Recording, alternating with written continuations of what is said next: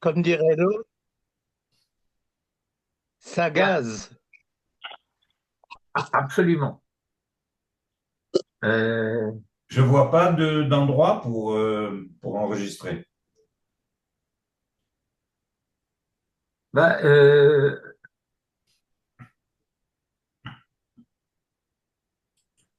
je ne sais pas comment se présente le menu. Moi, j'ai participant, chat, React, Share, Host Tools, Apps, AI Companion, More. Ah, record. Attendez. Quoi, il est décédé? Ouais, Record permission to record on this computer. Et qui c'est qui va me donner la permission? non, mais si vous cliquez là-dessus, C'est alors vous il y a qui deux devez me donner la possibilités. Ou bien ça permission. rentre directement dans l'enregistrement, ou bien moi, en tant C'est vous qui devez que donner. hôte, je vois qu'il y a une demande d'enregistrement, voilà. Bon, Et donc, je vous presse, avez vu une demande de ma part? oui, Il y a une demande. voilà, j'ai approuvé. Alors, et alors? Où est-ce que vous avez appuyé, Jean-Charles? En Tu as, bas, en bas. En tu bas, as- il y a écrit record. Comment? En bas, il y a le nombre de participants. Ensuite, chat.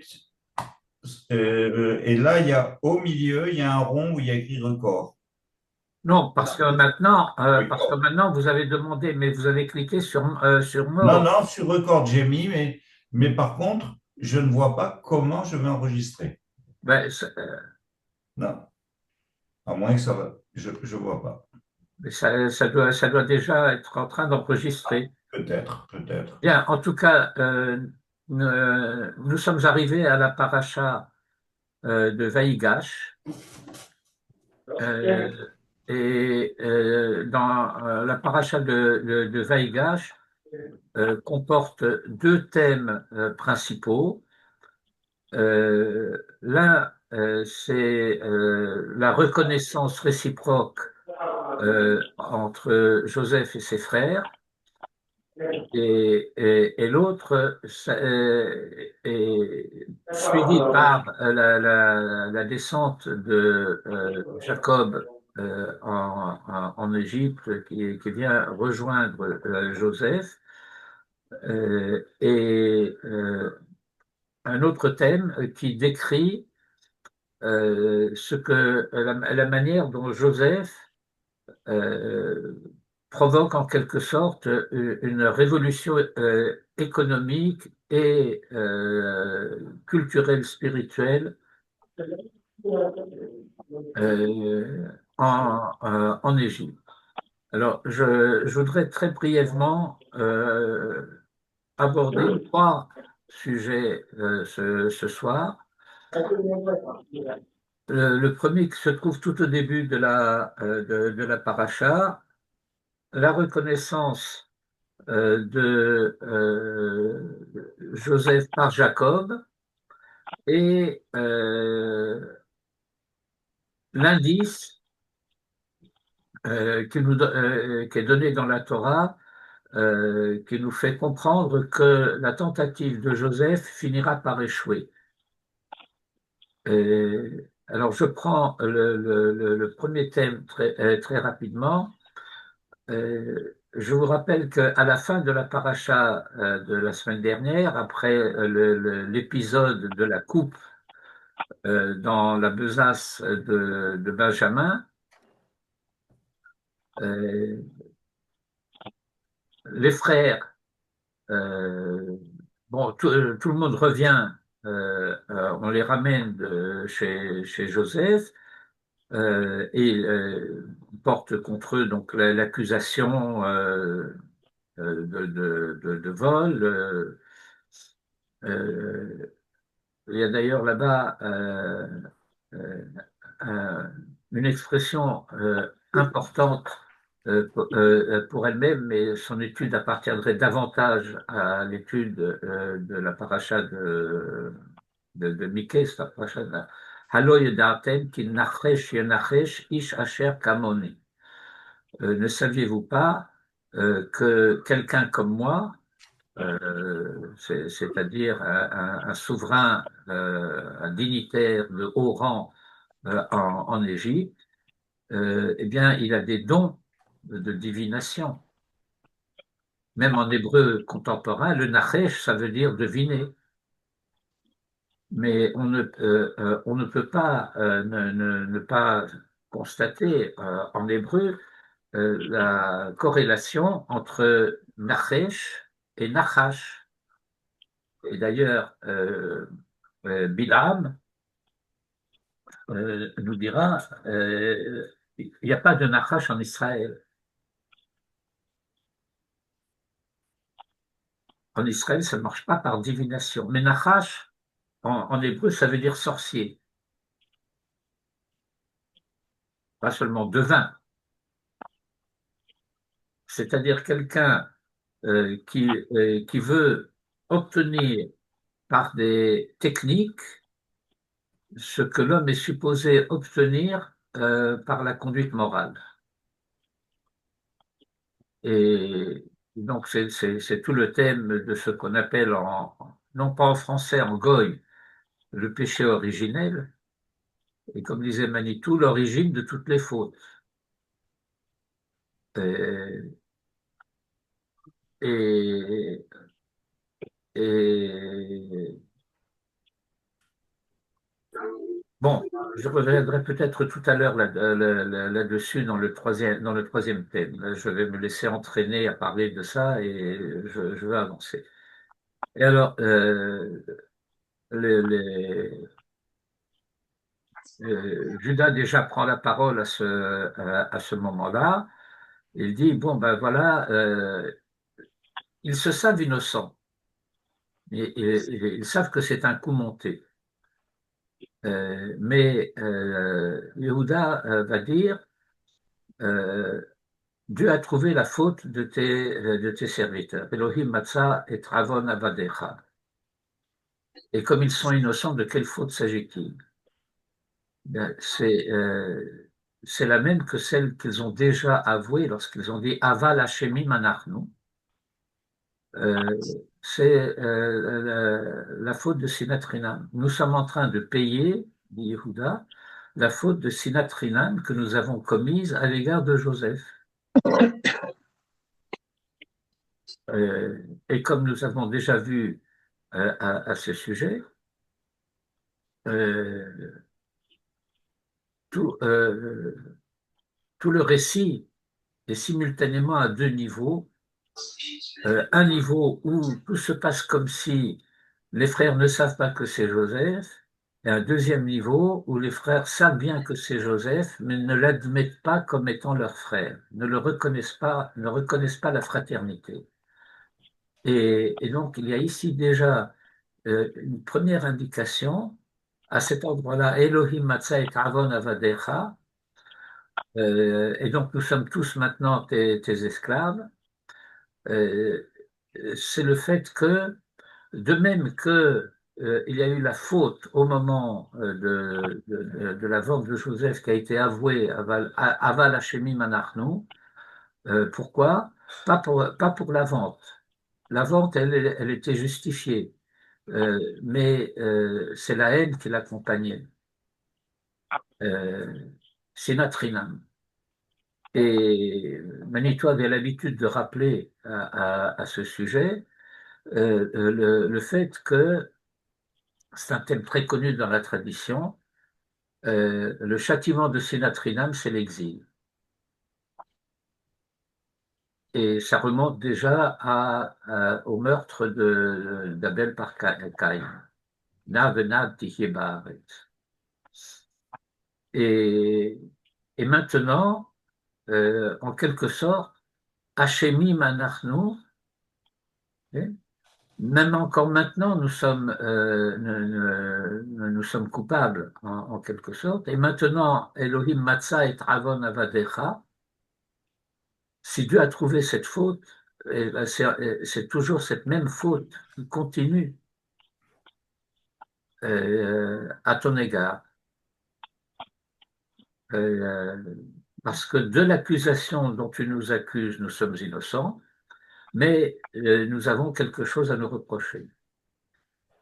Euh, et, et à ce moment-là, de manière totalement inadéquate,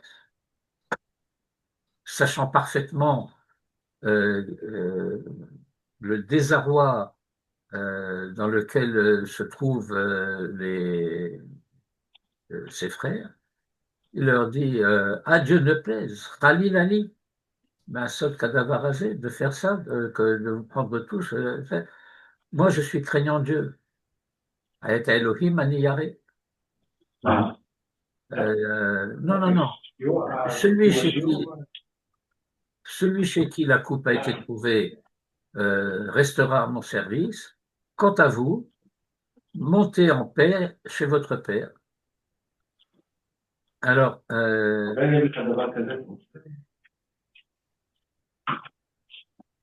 bah, David Chouraki fait les choses à l'envers.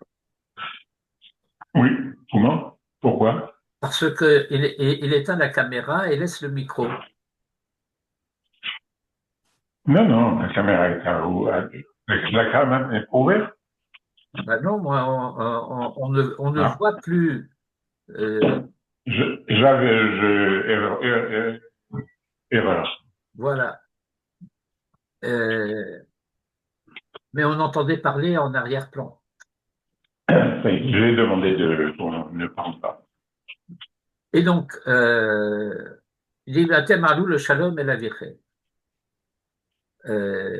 Et à ce moment-là, commence la paracha de Vaïgash. Yehuda, ayant entendu le mot paix dans la bouche de Joseph, qui est totalement inadéquat dans cette situation, comment peuvent-ils partir en paix? Il aurait pu dire, vous rentrez chez vous. Mais c'est dit quoi? Vous remontez en paix.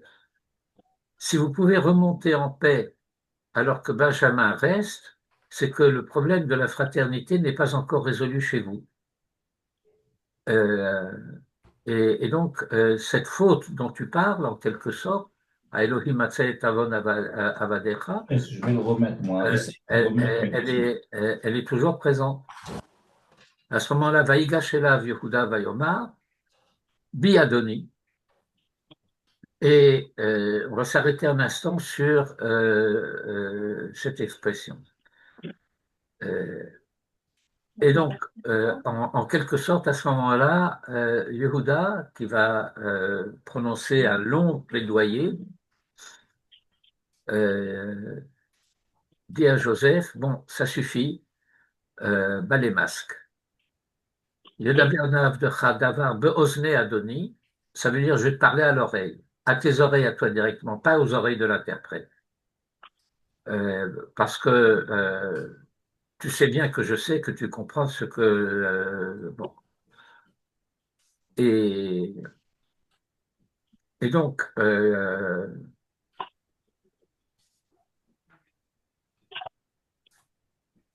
il va lui parler directement. Midrash va s'arrêter sur ce mot bi, bi-adoni. Bi-adoni, littéralement, c'est une expression assez intraduisible du point de vue lexical, comme na, au lieu d'avoir na avdecha dava. Okay. Alors na, on traduit par de grâce, bi, on traduit par s'il te plaît ou quelque chose comme ça. Mais littéralement, bi, ça veut dire en moi, par moi. Et le Midrash dit, bon, ma ata meler, gamani meler. De même que tu es roi, moi aussi je suis roi. Melech Mashiach ben Yehuda, Melech Mashiach ben David, Mashiach ben Yosef. La messianité du côté de Yehuda, la messianité du côté de Joseph. Mais en affirmant sa propre souveraineté, il reconnaît celle de Joseph, puisqu'il dit Ma'ata Melech, Gamani Melech. Mais le problème, c'est que toi, tu es un roi à la manière de Pharaon, tel que les choses se présentent. Qui kamocha que Pharaon. Euh, mais il faut que tu saches, dit en quelque sorte Yehuda à Joseph, que ultimement, bi Adoni, c'est par moi que ça passe, pas par toi. Que il y a une messianité de Joseph, il y a une souveraineté de Joseph, mais cette souveraineté de Joseph, elle est provisoire, elle est temporaire, elle est passagère. Euh, En quelque sorte, euh, elle sert de base et de fondement euh, à la souveraineté, je ne veux pas dire authentique, les deux sont authentiques, mais tout se passe comme si l'une était préparatrice de l'autre. Que, vous savez, dans la Tfila, dans le Shmona Esrei, il y a une bracha qui est d'ailleurs différente dans le Nusach séfarade et du Nusach ashkenaz. Dans le Nusach ashkenaz, nous disons V'Yerushalayim irecha berachamim tashuv. Et à Jérusalem, ta ville, en miséricorde, tu reviendras. Alors que dans le Nusach séfarade, puisque vous êtes tous des séfaradim, sauf Dédé, qui est quand même un peu ashkenaz, vous dites Téchel Birushalayim directement. Et, et alors ce thème est lié au fait que le Nusach ashkenaz et le Nusach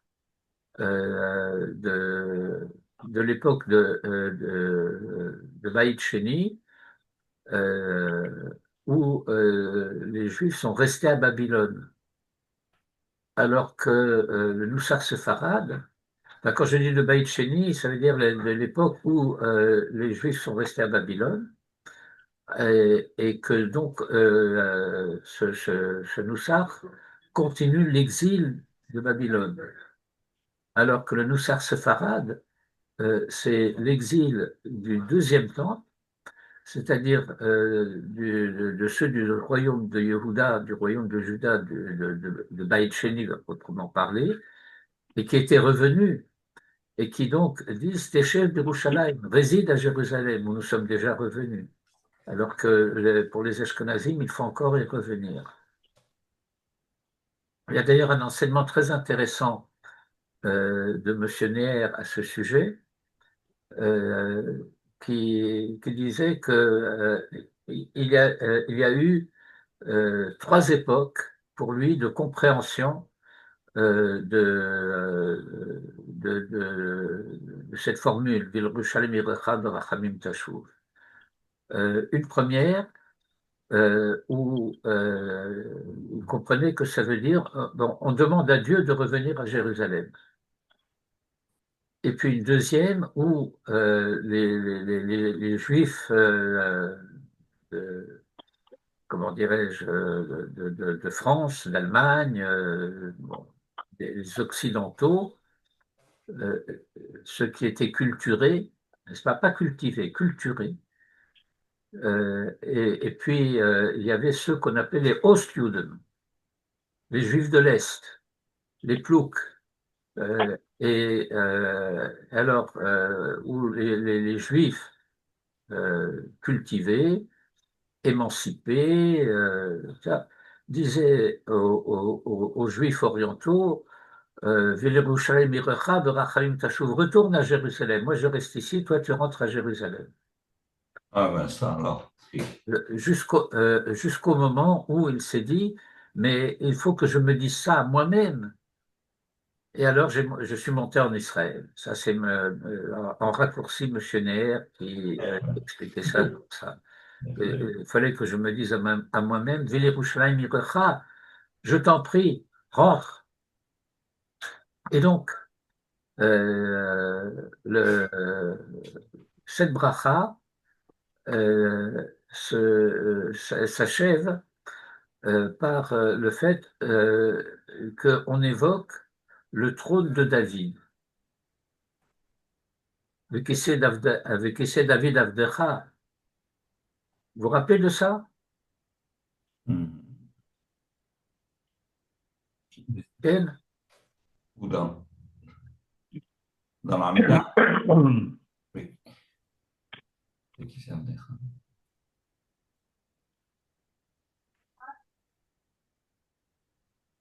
Non, vous ne connaissez pas qui c'est David Avdecha?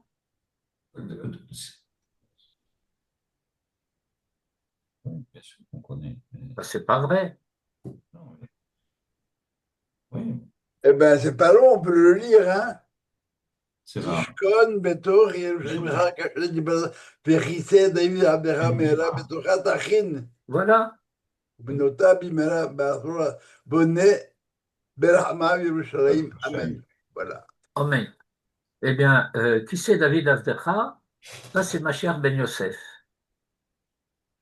Et la bracha d'après, c'est Marc David Avdecha. Alors maintenant, c'est la bracha de ma chère Ben David. Vous voyez, donc la messianité de Joseph précède et prépare et établit le fondement de la messianité de David. Et d'ailleurs, de ce point de vue-là, il faut savoir que traditionnellement, c'est un thème très profond, que David lui-même, il est de l'ordre de Mashiach ben Yosef, alors que c'est Salomon qui est de la nature de l'ordre de Mashiach ben David, littéralement parlant. Parce que c'est d'ailleurs un thème très intéressant pour lui-même, qui demande à être étudié, mais je vais le mentionner très rapidement. Le fait de parler de Mashiach ben David, sachant qu'il s'agit littéralement parlant de Salomon, implique que ce Messie soit contesté. Comment on sait cela?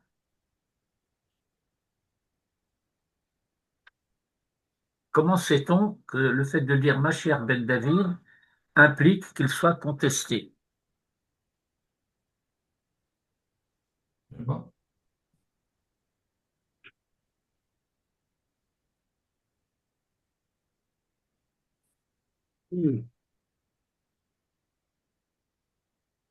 À Eh bien, cause à cause de la cache-route de Ruth? pas du tout. Non. Pas du tout. C'est à cause du fait que la royauté est héréditaire et que le roi qui succède à son père n'a pas besoin d'être oint. Il n'y a d'onction que si le fils a été contesté. Or, ce qui se passe, et c'est encore déjà du vivant de David, à la fin de sa vie, que c'est dans le livre de Samuel, on raconte qu'un des fils de David, qui est Adonia, a prétendu au trône et qu'il a réuni ses courtisans, y compris l'un des Kohanim Agdolim, et il s'est fait proclamer roi. Et Bathsheba et Nathan s'adressent à David, qui est sur à l'Erez de Vaille, comme on dit. Il lui dit, est-ce ta décision que ce soit Adonia qui règne? Mais Bathsheba lui dit, mais tu m'avais juré que mon fils Salomon régnerait après toi. Et alors, David demande à Nathan d'aller oindre Salomon. il faut qu'il y ait une onction parce que sa royauté a été contestée. Si la royauté du successeur n'est pas contestée, il n'y a pas d'onction. Et donc parler de l'onction du Messie, Messie ça veut dire loin, cela implique que il est le successeur de David, mais il faut que cela soit confirmé. C'est la confirmation de cette souveraineté. Et donc, cela implique deux choses. Qu'il y ait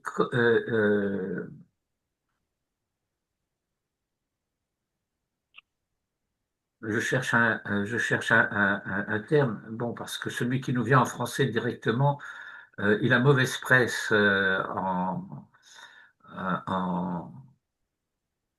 du point de vue sociopolitique en français, c'est la collaboration, parce que ça a des connotations très négatives en français, mais il faut qu'il y ait euh, une coopération, disons, entre Joseph et David. Ça veut dire que aussi longtemps que c'est la souveraineté de Joseph qui joue, pour dire dans les termes de Manitou, si nous sommes à l'époque de Joseph, alors il faut que toutes les forces de David collaborent à la messianité de Joseph et à l'effort de Joseph. Et lorsque ce temps de Joseph prend fin, alors il faut que Joseph cède la place à David et soutient David. Oui, Rav, il y a justement, on dit que il y a une kavana qu'on doit avoir à un certain moment de la Hamida. Ben, c'est dans la bracha dont j'ai parlé, dans la bracha bon, moi je l'ai directement en Ashkenaz, Yerushalayim Yichra Berachamim Kasher, c'est Tishkon Betoch Yerushalayim Kasher Dibarta. Il y a dans la tradition des kabbalistes une intention de prier pour que le Mashiach ben Yosef ne soit pas tué. Oui, c'est Et ça. comme disait Manitou, la prière des Sfaradim a été efficace.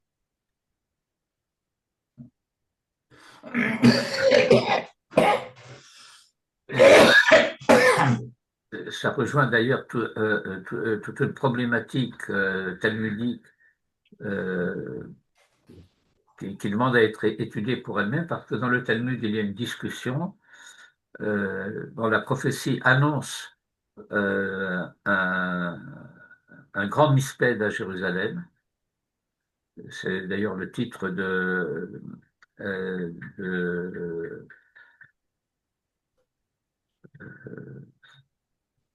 de l'élégie, en quelque sorte, prononcée par le Herzl à la mort, par Herzl, par le Rav Kook à la mort de Herzl en 1904. Et à Misped Yerushalayim.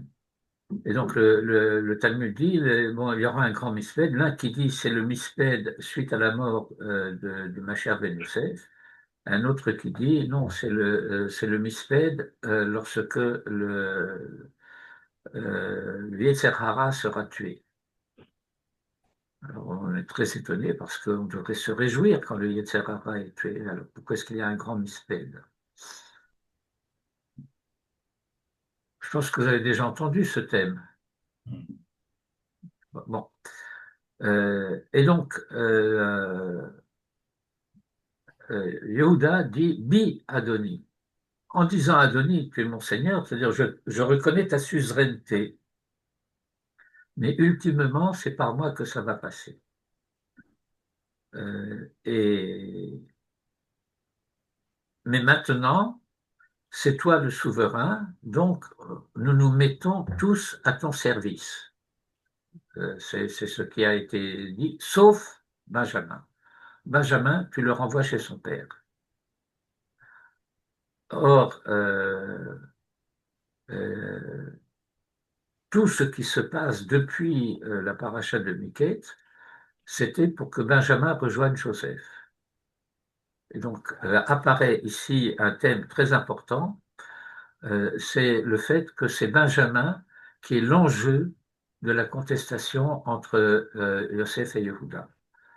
Et Manitou expliquait que l'histoire passe du côté où va Binyamin. Cette collaboration nécessaire entre Binyamin et la suite de l'histoire est indiquée par un détail, c'est fondamentalement capital. Nous savons que le Beth Amikdash est construit à Jérusalem et que Jérusalem est dans le territoire de Yehuda. Sauf que il y a comme une langue de terre du territoire de Yehuda, du territoire de Binyamin, qui rentre dans Jérusalem. Et on nous explique, tout le temple est dans le territoire de Yehuda, mais le Kodesh HaKodashim, il est sur le territoire de Binyamin. Et Binyamin relève de la messianité Joseph, puisque c'est le fils de Rachel, et qu'il participe donc de cette dimension de Mashiach ben Yosef. Et alors de dire que le Kodesh HaKodashim est sur le territoire de Binyamin, alors que le temple est dans le territoire de Yehuda, c'est indiquer de quelle manière il y a une dimension fondamentale de Mashiach ben Yosef, sur lequel se fonde la sainteté de Yehuda, de Tzet Israël, Mitzrayim, nous, comment ça marche?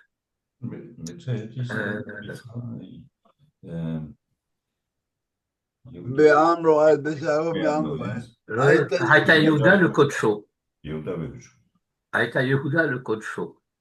Que au moment de la sortie d'Égypte, tout se passe comme si il y avait définitivement, à ce stade de l'histoire, la conclusion du temps de Joseph.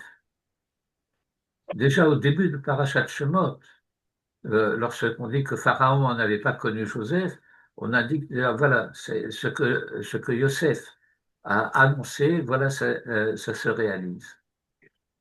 L'échec de la tentative Joseph de ce temps-là. Et on va voir dans notre paracha que cela s'annonce déjà. Et donc, j'achève ce passage en disant, à la suite de cela, Joseph va se dévoiler à ses frères, et alors il dit une première fois, Ani Yosef, et ses frères reculent, ils sont pris d'effroi. Et alors il reprend Ani Yosef Achichem. La première fois, il dit, je suis Joseph que vous avez vendu. Et alors, ils sont pris d'effroi, ils reculent, et alors il leur dit, approchez-vous de moi, Geshuna Elai. Et Geshuna Elai, venez à moi, ça veut dire reconnaissez-moi, acceptez-moi, parce que je suis Joseph, votre frère. Et il leur dit, Hallo reitem, n'avez-vous pas vu, ne voyez-vous pas, qui pi amedaber alechem, que c'est ma bouche qui vous parle. Et vous devrez dire, est-ce que vous n'entendez pas que c'est ma bouche qui vous parle? Je veux dire, vous ne voyez pas, ne voyez-vous donc pas que c'est ma bouche qui vous parle? Et Rachi appuie la difficulté, si je puis dire, en disant, ne voyez-vous pas que je suis circoncis comme vous? Mais qu'est-ce que ça prouve? Il y a, d'après certaines données des égyptologues, la circoncision avait cours en Égypte. Et donc, c'est la circoncision à des cours en Égypte. Le fait que Joseph soit circoncis ne prouve pas grand-chose. Mais il dit, je suis circoncis comme vous. Et donc, c'est pas la même circoncision. Si tant est que. Et d'autre part, il dit que c'est ma bouche qui vous parle de Lachon HaKodesh. Et alors là, c'est une indication intéressante pour elle-même. Euh, c'est pas Ivrit, c'est de Lachon HaKodesh. Je parle la langue de la sainteté, pas la langue de la laïcité, même si c'est en hébreu. Et,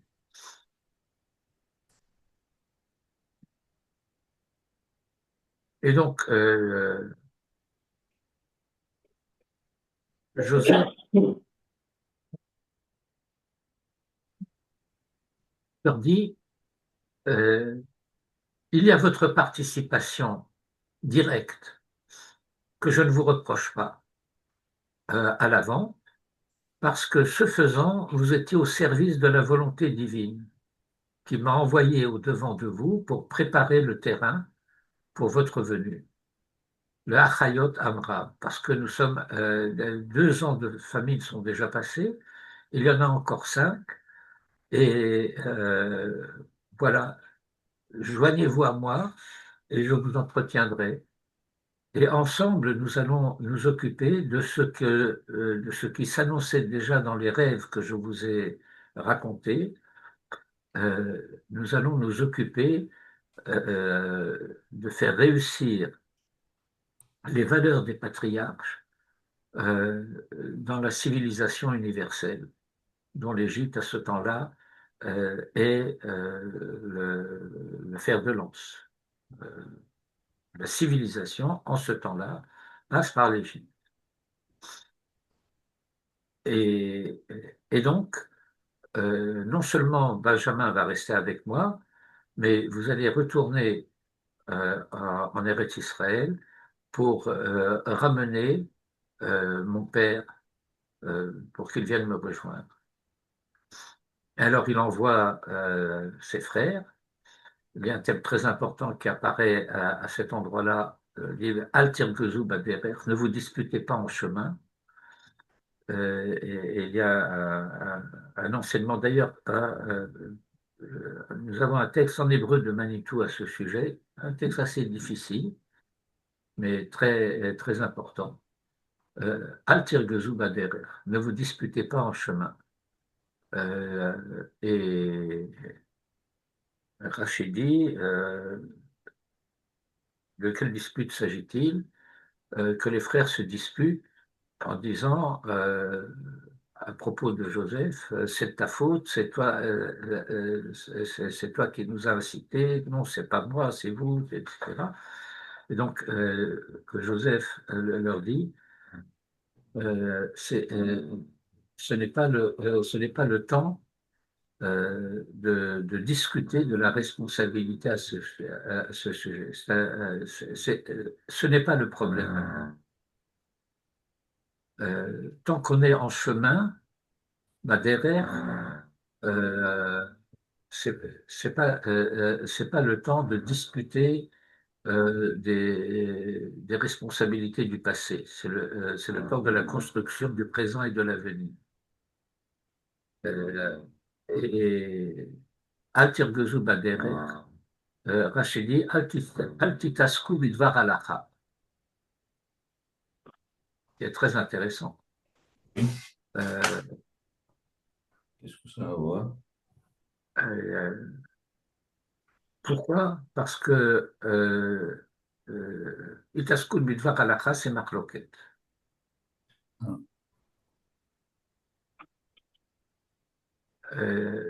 Et c'est le temps de la marloquette est révolu.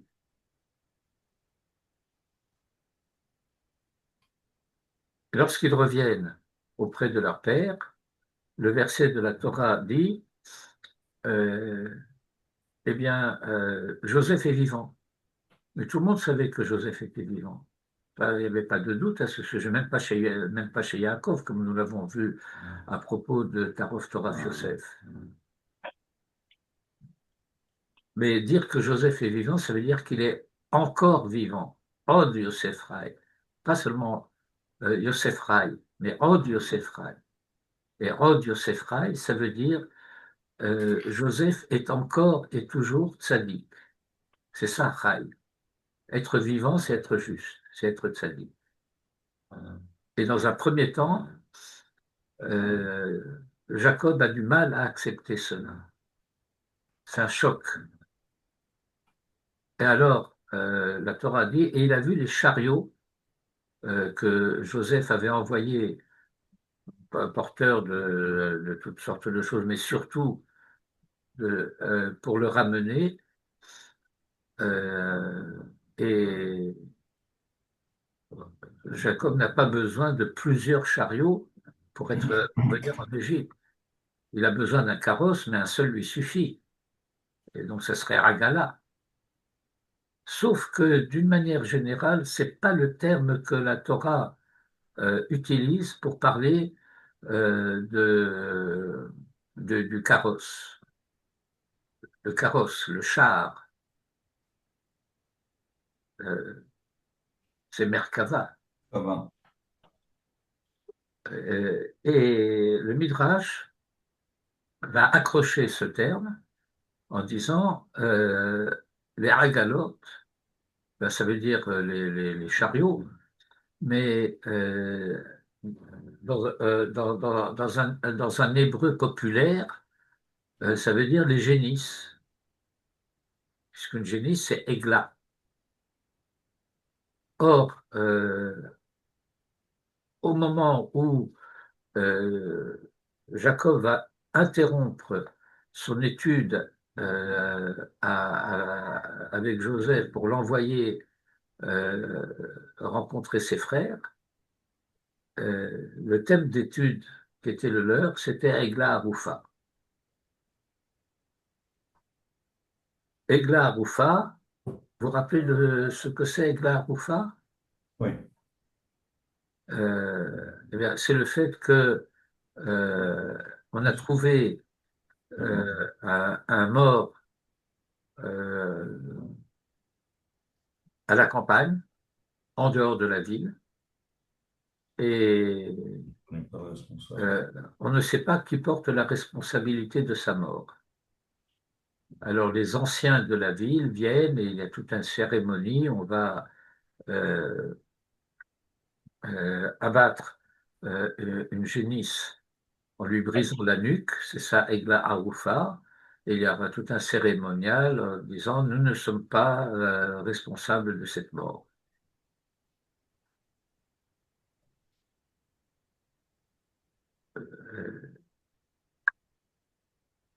Et, et à ce moment-là, Jacob envoie Joseph à la rencontre de ses frères, du dedans du thème de Egla Arufa. Bon, il faudrait étudier plus en détail, plus en profondeur cela, mais ça appartiendrait davantage à la paracha de Vaïecher, mais je pense que vous voyez l'orientation du texte. Rav, si ça ne vous dérange pas, je ne vois pas.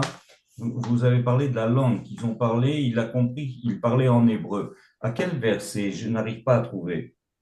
Ah, Vous avez tiré ça de. alors, item ki pi hamedaber alechem.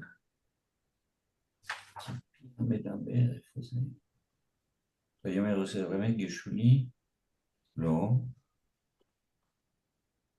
Donc, je chercherai après. C'est au début de la paracha, après le plaidoyer de Yehuda, Oui. et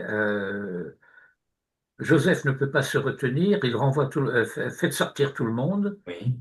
et donc maintenant il ne reste dans la salle que Joseph avec ses frères, tous les Égyptiens sont sortis, et à ce moment-là, il leur dit, je suis Joseph que vous avez vendu, Alors, אני יוסף עוד אביחי, והוא voilà, יחב לענות לו, אותו, סליחה, qui nifalou mi panav.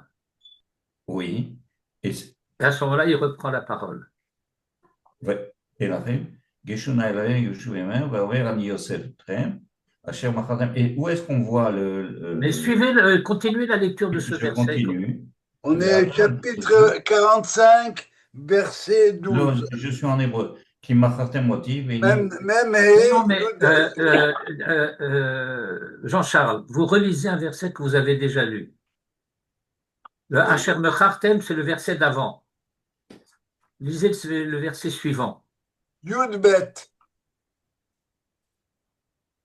oui. Et C'est mais, pas mais Ah oui. comment vous arrivez de là, hein? Mais excusez-moi, lisez le verset. ויאמר יוסף בן אורי כדי לענות לו, כי נבהלו מפני ויאמר יוסף אל אחיו, גישו נא אליהם ויגשו אליהם, ויאמר אני יוסף אחיכם, אשר מכרתם אותי ממצרים, ועתה כי יחר בעיניכם, כי מכרתם אותי, והנה כי למחיה שלחני אלוהים לפניכם. כי זה שנתיים הרעב בקרב ארץ. Non, je ne vois pas. Continuez. Jean-Charles, excusez-moi. Au Oui. verset Yud Bet, qu'est-ce Bon. que vous avez? Yud Bet. Bet. Voilà. Une seconde. Yud. Bet. Yud Bet. Yud Bet. Ve'ine. Enechem rot ve'ene achi. Voilà. Ve'inechem aroim ve'ene achi binyamin kipi hamedaber alechem. Ça va? C'est bien, c'est ce que je demandais, tout simplement. בעבודה. Ah, Mais quand on commence à lire, il ne faut pas s'arrêter au milieu. ça va, d'accord. Il ne faut pas crier les gens.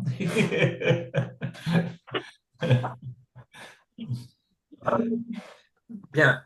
Et alors, Od Yosefrai, ça veut dire Joseph est encore vivant.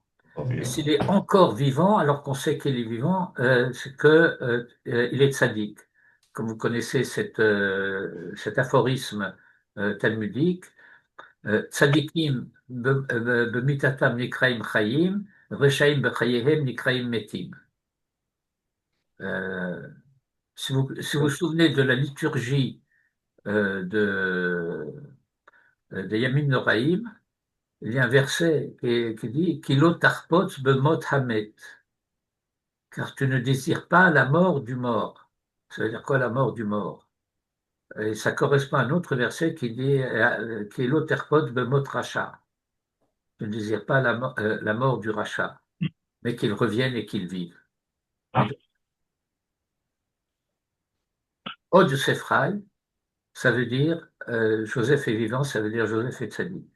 Alors le verset dit Vatechi ruach Yaakov avichem. Et à ce moment-là, Jacob retrouve le roi HaKodesh. Le roi qui était en hibernation, si je peux dire, de Jacob, revit Techiyat à Ruach. Et au verset d'après, il est appelé Israël. Od Beni Chai. Alors je vais aller le rejoindre.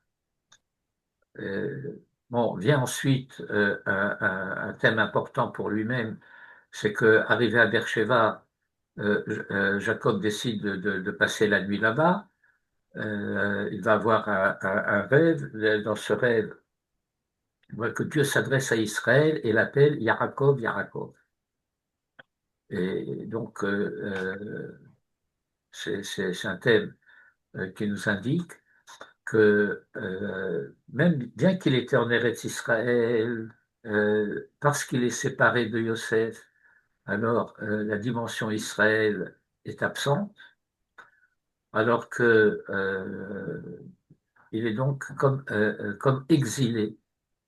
Et Yaakov, c'est comme les Juifs par rapport aux Hébreux. Être juif, c'est être un Hébreu en exil.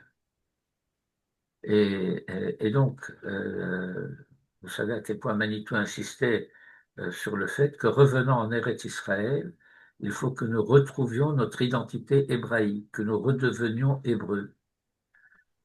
Et il disait,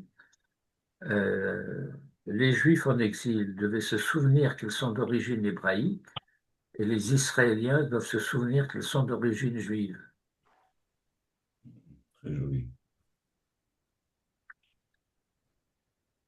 Bien, ça c'était le deuxième thème que je voulais aborder, et donc il va revenir, bon, et, et toute la famille va venir rejoindre Joseph en Égypte. Alors la Torah va nous raconter la réforme agraire, de quelle manière Jacob, Joseph. Yosef, transforme la société égyptienne. Il y a beaucoup de midrashim à ce sujet. Et je voudrais m'arrêter simplement sur un thème par lequel nous allons achever. C'est le fait que Joseph va instituer une loi perpétuelle de l'impôt en Égypte. L'impôt sera de 20%. 20% des récoltes des terres seront données à Pharaon et le reste restera entre les mains du métayer, en quelque sorte, pour se nourrir et pour garder les grains pour les semailles à venir, etc. Et à ce moment-là, le verset nous dit, et les seules terres que Joseph n'a pas pu nationaliser, ce sont les terres des Kohanim. Euh, et,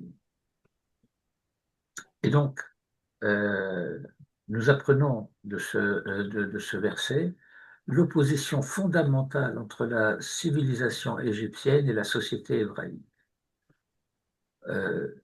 En fin de compte, dans la civilisation égyptienne, toutes les terres appartiennent à Pharaon, sauf les terres des Kohanim. Dans la société hébraïque, toutes les terres appartiennent au peuple, sauf les Kohanim qui n'ont pas de terre. Et le fait que les terres appartiennent aux Kohanim, ça veut dire que la société égyptienne est héritière en quelque sorte, elle continue du point de vue de sa civilisationnelle, culturelle, sociopolitique même, si vous voulez, la société de Caïn. Ça, nous avons un grand problème, c'est le fait que on s'aperçoit au début du récit de la Torah que Abel refuse le travail de la terre. Vayehi Hevel Ro'etzon. Et Rachid nous dit, comme la terre avait été maudite, alors il a refusé de la travailler et il a été berger. Berger, c'est très bien, tous les grands d'Israël seront bergers, Abraham sera berger, Jacob sera berger, Moïse sera berger, David sera berger, Abel était berger, magnifique. Mais on ne se rend pas compte que ce verset de la Torah, dans la bouche de Rachid, est un verset accusateur. Vayehi au malheur, comme aurait dit M. Neher. Vous savez, M. Neher a écrit un petit livre important qui s'appelle De l'hébreu au français. Si vous ne le connaissez pas, je vous recommande, si vous arrivez à le trouver, je ne sais pas s'il est encore en librairie. C'était paru aux éditions Klinksik de Strasbourg à l'époque. De l'hébreu au français. Et Monsieur Neher explique dans ce petit livre le fait qu'il faut traduire le sens et pas traduire les mots. Bon, c'est un thème très important. dans, dans la méthodologie de la traduction. Mais je ne vais pas m'appesantir là-dessus parce que ça, je vais vous faire une conférence sur la traduction. Mais Vayehi, c'est la Lachon Tsahar. Alors, c'est à la Lachon Tsahar à dire que Yosef était berger, c'est qu'il y a un problème. Or, 2 versets plus haut, à la fin du chapitre 3, on nous dit, et Dieu a envoyé Adam sur terre, travailler la terre. C'est-à-dire que dans le thème du renvoi du Gan Eden, il y a deux dimensions. Il y a une première dimension qui est celle de l'exil. Là, il y a Garesh et Adam. Et un deuxième, on dit Vayishla et Adam. Et donc, le fait que l'homme soit envoyé sur terre, ça veut dire qu'il est en mission. Et quelle est la mission de l'homme sur terre? La Ravod est à Adam. Et Joseph refuse. Pourquoi faut-il la Ravod est à Adama? Précisément parce qu'elle a été maudite. Il faut en faire le tikkun. Et Joseph refuse. Il a peur. Il ne veut pas. Abel. Abel, pardon. Abel a peur. Il ne veut pas. Mais celui qui va travailler la terre, le verset le dit, V'kayin haya oved adama.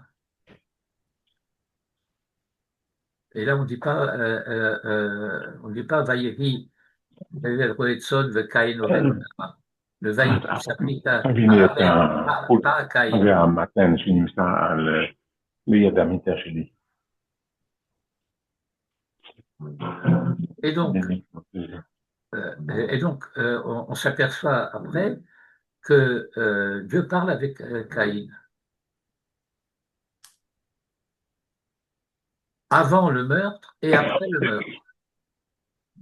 Et donc, la question que nous avons à nous poser, c'est que semblerait-il que Caïn a accepté la mission d'être Oved Adama. Et pourquoi il a échoué? Eh bien, on s'aperçoit que dans la suite du récit, là où nous sommes arrivés, que la civilisation égyptienne est héritière de la société de Caïn, et que si nous comprenons cela, nous pouvons comprendre quel était le défaut de l'approche de Caïn qui se retrouve dans la société égyptienne, la société totalitaire égyptienne, où les Kohanim sont les possesseurs de la terre. Alors qu'en Israël, ceux qui n'ont pas de terre, ce sont les Kohanim, la tribu de Lévi d'une manière générale.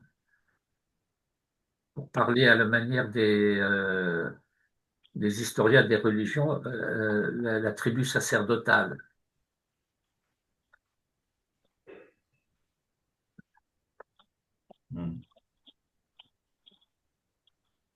Alors, vous connaissez cette histoire que les Kohanim, ils vont à pied, ils n'ont pas de voiture.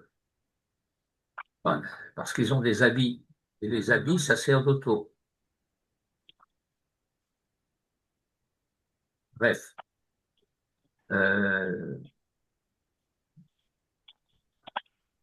Jo nous a quittés. Et donc, il faut approfondir ce sujet de la terre des Kohanim que Joseph n'a pas pu nationaliser. Et cela nous indique déjà que dès ce moment-là, Joseph est conscient du fait que sa tentative, en fin de compte, échouera. Parce que la souveraineté des Kohanim reste intacte. Les prêtres de l'Égypte resteront les maîtres les maîtres de la culture, de la civilisation égyptienne. Bien. Bon, voilà les trois thèmes que je voulais traiter ce soir. La reconnaissance du début. Euh, j'ai interrompu l'histoire. Non, j'ai dit cela, que Dieu va appeler Israël, Yaakov dans le rêve de la nuit parce qu'il redescend en exil. J'en ai pas. מעניין, on galoute. Voilà. תודה רבה רב. Et donc, Hemsher Shavuatov. שבוע טוב. תודה. Euh, תודה רבה. vous avez encore un תודה peu, רבה. ערב טוב. t'as encore un peu de temps, Hakim? Bien. Oui. Deux choses. La première, c'est que j'ai déjà écouté un cours de Manitou dans lequel il développait cette histoire-là de la haine des frères. Ils se sont trop pris au sérieux. Ça te dit quelque chose? Sûrement, c'est un cours sur cette paracha-là. Où il dit à un moment donné, à la fin, les gens ils font comme une pièce de théâtre, ils se prennent la main, ils saluent le public, mais là, ils se sont pris au sérieux. Oui. C'est-à-dire que le thème du théâtre, Manitou était très virulent contre le théâtre. Et ce thème du théâtre, etc., c'est un thème qui est développé par Monsieur Neher. Il dit que tout se passe dans le récit, que bon, on se déteste, on s'assassine, etc. Mais tout ça, on fait semblant parce qu'à la fin, on se prend tous par la main et on salue le public. Oui, Mais là, dans le récit de la Torah, c'est pas une pièce de théâtre. C'est pas des jeux de rôle. Et je me souviens pas pour l'instant des termes de ce cours auquel tu fais référence, mais je me souviens d'autres enseignements de Manitou sur le thème de se prendre au sérieux. Euh, et Manitou disait, ceux qui se prennent au sérieux, ils manquent d'humour. Ben, tu te souviens de ça? oui, mais l'idée générale, c'est en fait celle que tu viens de développer, mais Manitou, il en parle pendant 1 heure, quoi. Oui, oui, non, mais je comprends. Mais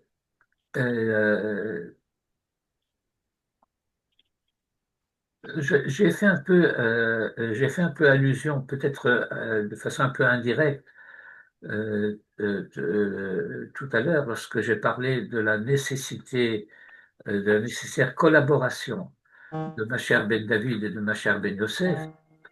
Euh, c'est le fait que lorsque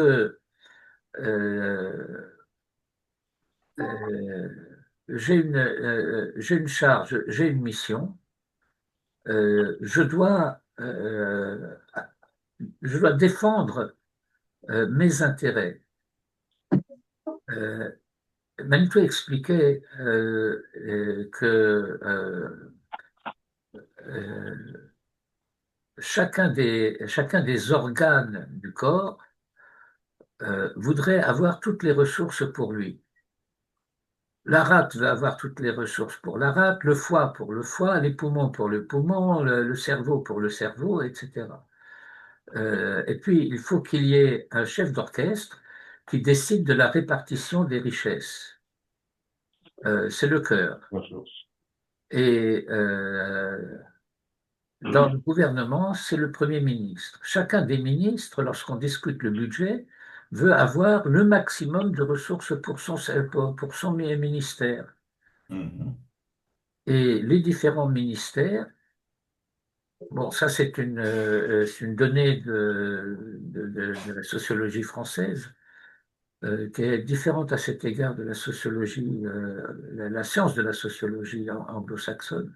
Mais dans la sociologie française, il y a une correspondance entre les ministères et les organes du corps humain. Euh, Et chacun des ministères va avoir le maximum de ressources. Et le Premier ministre, il gouverne, mais ça veut dire qu'il est celui qui va servir d'arbitre dans ces discussions. Et d'après Rabbi Yehuda Halevi, le chef d'orchestre, le Premier ministre, l'arbitre, c'est le cœur. Et c'est la raison pour laquelle, dit Rabbi Yehuda Halevi, quand un organe est malade, le cœur est malade 2 fois.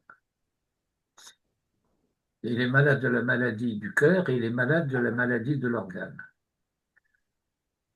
Et donc, étant donné que chaque ministre doit plaider pour avoir toutes les ressources, nous sommes dans une situation de discorde. Se prendre au sérieux dans cette perspective-là, c'est pas seulement ne pas reconnaître les besoins des autres organes, c'est les nier. Et donc, se prendre au sérieux, c'est le fait que, sachant que je dois défendre mes intérêts, c'est ma mission, c'est ça que je dois faire. Mais le monothéisme hébraïque, l'unité des valeurs, doit faire en sorte que je sois conscient de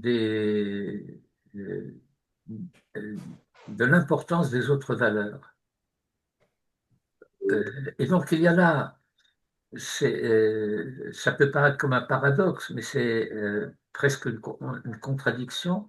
Je dois réclamer pour moi le maximum, sinon l'intégralité des ressources, tout en reconnaissant l'importance des autres valeurs. Mais l'importance des autres valeurs ne doit pas me faire oublier la mienne. Et ce sont les deux risques fondamentaux, je dirais d'une certaine manière, des idéologies.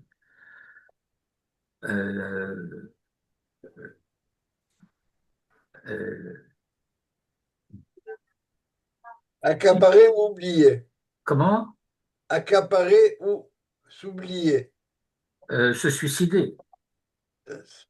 Oui, pas jusque-là. Ben si je dis, bon, voilà, tu as besoin de boire, voilà la gourde, bois. Et toi?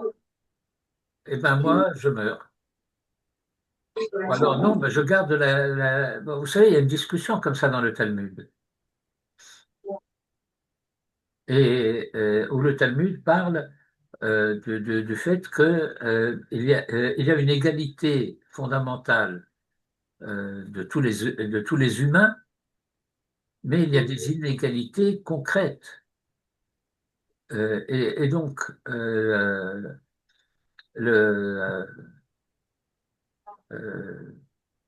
c'est le défaut fondamental de cette thématique des droits de l'homme. Manitou parlait de cela d'ailleurs. Il a évoqué cette histoire à plusieurs reprises en disant que ce thème de l'égalité est un thème qui conduit à des absurdités. Et il parlait à l'armée, et eh ben, tout le monde a la même portion. C'est ça l'égalité. Il dit, mais les corps des hommes ne sont pas égaux. Il y a des gens qui ont besoin de manger plus que d'autres.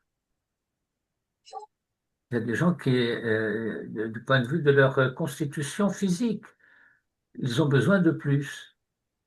Et alors, il disait, à l'armée française, eh bien, on reconnaissait cela, et donc il y avait des gens qui avaient droit à 2 parts. Mais 2 parts, c'était trop. Mais il n'y avait pas une part, un quart, une part et demie, etc. Et donc, il y avait soit celui qui devait mourir de faim parce qu'il n'avait pas assez à manger, ou le fait qu'on jetait de la nourriture parce que celui qui avait eu 2 parts ne pouvait pas manger tout. Et il disait qu'à cet égard, théoriquement parlant, la formule soviétique, à chacun selon ses besoins, est plus exacte et plus vraie que le partage égalitaire de tout entre tous. Et donc, ouais, vous allez avoir entre guillemets, les idéalistes. Par exemple, ce qui se passe en France, il faut accueillir la misère du monde. Alors, on accueille la misère du monde, mais ce dont les paysans ont besoin, il n'y a plus de budget. Ce dont l'éducation nationale a besoin, il n'y a plus de budget. Ce dont la police aurait besoin, il n'y a plus de budget. Pourquoi? Eh bien, parce que il y a une immigration illégale et voilà que la manière dont fonctionne la société française, c'est que ces immigrants illégaux vont avoir droit à la sécurité sociale. Ça s'appelle l'aide médicale gratuite. Alors, il y a des gens qui arrivent dans les hôpitaux et qui meurent dans les couloirs parce qu'on n'a pas assez de médecins pour s'occuper d'eux. Mais par ailleurs, il y a l'aide médicale gratuite pour les illégaux. C'est pour ça que je parlais de suicide. Bon. Ma deuxième question, c'est est-ce que tu as quelque chose sur Asara Betevet, la signification, etc. Un cours là-dessus. Alors, à Asara Betevet, il y a 2 thèmes principalement à ce sujet. Le premier, c'est que c'est le commencement du siège de Jérusalem. Et le deuxième, c'est la traduction de la Torah en grec. Sauf que dans le thème d'Asara Betevet, relié à la traduction de la Torah, il y a 3 jours d'obscurité qui sont tombés sur le monde. Et il y a eu un jeûne de 3 jours qui a été décrété par les rabbins à ce sujet. Ce jeûne du 8 Tevet est le seul jeûne qui, même lorsqu'il tombe un vendredi, doit être jeûné jusqu'à l'entrée du Shabbat, y compris. Oui. Alors que tous les autres jeûnes, lorsqu'ils doivent tomber un vendredi, on les renvoie au dimanche, y compris Tisha B'Av. Parce que dans la prophétie, on dit ce jeûne-là, il est jusqu'à ce jour. Bon, c'était très bref, mais ce sont ces deux. Non, mais où est-ce qu'on les trouve développés? Tu as une petite Gemara qui est Masechet Taranit. Oui. Erev Tov, Erev Tov. Erev Tov. Ok. Bon, parfait. Voilà. Allez, Shabbat Shalom. Shabbat Shalom, on me verra. Sei gesund. Comme on dit chez nous à Marrakech. Et on répond und stark. Stark, oui, Stark, bien sûr. Non, le gars, il me dit Nachas, Nachas. Tiens, Nachas, il n'a pas besoin du reste. Mais c'est essentiellement Nachatchen de Kindern. Pour les petits-enfants, Oui, oui. pour les enfants. C'est très juste. Allez, Kol Tuv. Allez, Stark, Stark. Laila Tov.